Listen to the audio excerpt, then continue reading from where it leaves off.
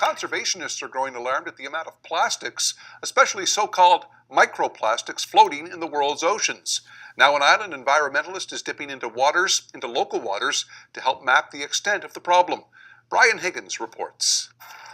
Sharon Labchuk is joining citizen scientists around the world who are collecting water samples on behalf of a conservation group in the U.S. The purpose of the project is to gather information about levels of microplastics around the world in order to press government and industry to make changes to end the pollution of oceans and rivers with microplastics. Microplastics include microbeads found in some face scrubs and toothpastes, but also fibers from synthetic clothing and any pulverized plastic waste.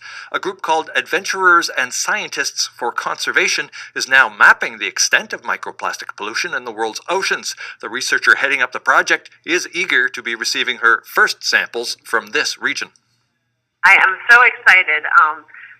We have some data from the Gulf of Maine, but the Canadian Maritimes are definitely lacking. I'm always interested in islands and the currents that move around islands and how pollution may be affecting some of these more remote areas. The Canadian Plastics Industry Association is taking action too.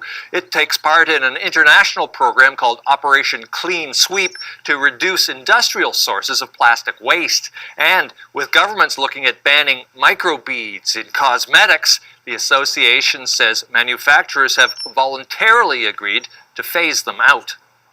The U.S. group says microplastics have turned up in 95% of samples tested so far. The project will continue for years to come.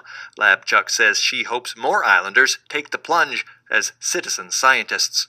Brian Higgins, CBC News, Charlottetown.